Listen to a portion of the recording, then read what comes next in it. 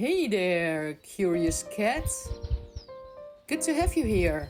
It's time for questions and answers.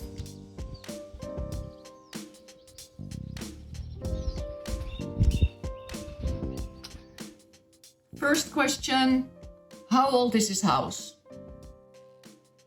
Well, I have something to show you. Come with me. I digged up the old town archives. They say our house was built in 1749. That's 275 years old. Here it's written 1755 or maybe 1759. It's probably not the original placement of the lintel. See the bricks underneath?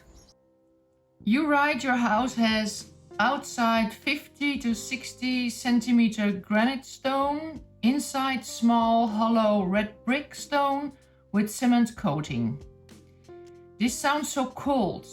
What keeps the warmth? Insulation of the walls is very important because 20 to 25% of the heat gets lost through the walls. Old stone houses traditionally had a lime-based mortar between the stones and a lime-based plaster on the inside. The walls of these houses are built directly on the ground. The humidity is sucked up by the walls like coffee into sugar cubes.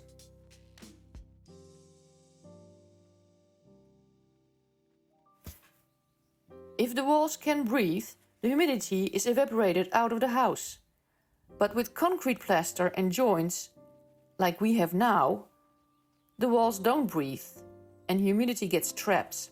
And it feels cold and humid inside, no matter how much insulation you slap onto it. You get eventually mold, and some types of stones can get fragile.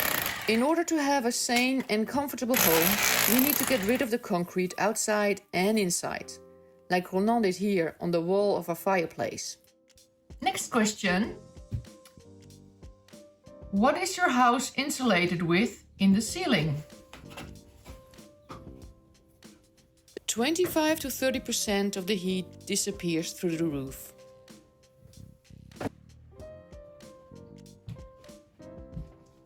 As you can see here, we look at the raw inside of our slate roof. This roof will be insulated because this will be our bedroom, situated above the living room with the wood stove. A lot of roofs in Brittany were made of straw. The material is readily available, lightweight and therefore cheap. Because you don't need a heavy-duty roof construction as for slates. It has very good insulation properties, but is easy and flammable. With the coming of petrol lamps, there were more fires. Maybe that's why in the Second Empire a law was issued that prohibited construction and renovation of thatched roofs. But also the use of harvesting machines. They contribute to the decline, because they break the straw in small pieces and make it impossible to use as roofing material. Modern thatched roofs are made of reeds. These are imported and therefore less accessible. This house was built 100 years before the law was issued, and it's very likely that it had a thatched roof.